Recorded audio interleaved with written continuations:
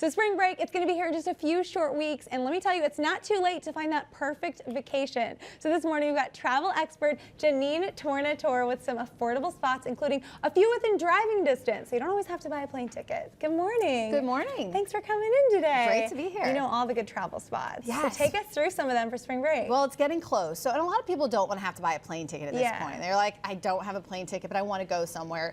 Most people usually think like Wisconsin, Michigan, like here in Illinois. So my first pick is a little unexpected, but it's drivable. So Louisville, Kentucky. 4.5-hour drive from here. You know, you head straight down Highway 65. And, you know, Louisville's known, of course, for the Kentucky Derby and its bourbon trails, but there's a lot to do for families as well. There's a Louisville Slugger Museum. You can tour Churchill Downs. There are burgeoning foodie destinations, so there's a lot of great restaurants. I found hotels on Booking.com from $108 to stay downtown, so it's perfect for that drive getaway. Yes, it's a really fun little city. How far did you say it was? 4.5 hours. 4.5 hours. So it's definitely doable for, even if you want to go for 2 or 3 nights. A couple of days. Yes. Okay, talk to me about New Orleans, because I went there last year and it was so much fun. So why is this a good spot for spring break? Well, it's first a good spot. So Booking.com says it's 20% cheaper to go this time of year versus other times. So it's really affordable, even if you haven't booked yet. I found airfare from $127 in March and hotels from $162. And what's really key is that Mardi Gras just ended last week. So in these cities where they have big events, when you swoop in right after the events are over, that's when you're going to get these really great deals. Get those off-peak deals. Exactly. And there's so many cool ways to experience this city. I mean, you can take swamp tours, cemetery tours. Of course, they are such a great foodie destination, great nightlife and music. They're actually hosting their wine and food experience in the next month. So there's always fun events going on in New Orleans. You know, you mentioned food. I actually had really good Vietnamese food in New Orleans too. That's interesting. Yeah, a friend told me before I went there, you've also got to check out the Vietnamese food. It was great. So, Cajun, all around, Vietnamese, you know. And of course, beignets. You got to have those at least once while you're there. Absolutely. Okay, so let's move on to the next one. Let's talk about Vegas. Vegas, baby. Is this good for families?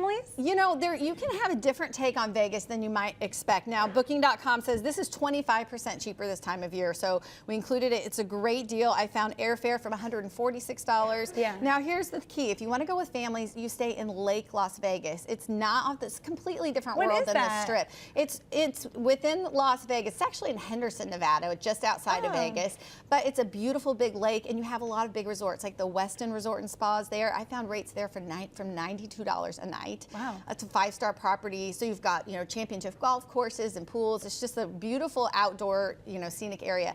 And you can take day trips actually to the Grand Canyon from here. It's a little over, you know, 3.5 to 4 hour drive. You've got the Hoover Dam. There's a lot of cool things you can do. You can rent ATVs and mountain bikes, so you can really experience the outside of Vegas in a completely different way, and you can do it with a family. I have friends that have done the KISS mini golfing too. Like, there's so many quirky, fun events that you can do that are different than you think. Just gambling. Yes, you can go tour Area 51, which of course is, you know, what X-Files is kind of inspired by. There's really cool things to do out there. You're making me want to go there. Yeah. Okay, and then finally, San Francisco. Let's talk about that one. Yes, so San Francisco, I love this city. It's definitely one of those places where you're not going to have the spring break crowds. It's 23% cheaper this time of year, according to Booking.com data. Flights from $250 and hotels just over $200 a night. And what I love San Francisco, because I think it's the best of both worlds. You can stay in the city at these historic hotels, you know, tour the city, you can do a bike tour of Golden Gate Park, but then it's a great jumping off point for all these cool day trips. You of course have wine country. You can drive down to Big Sur, that's only a couple hours. I love Big Sur. Yes. Muir Woods National Monument.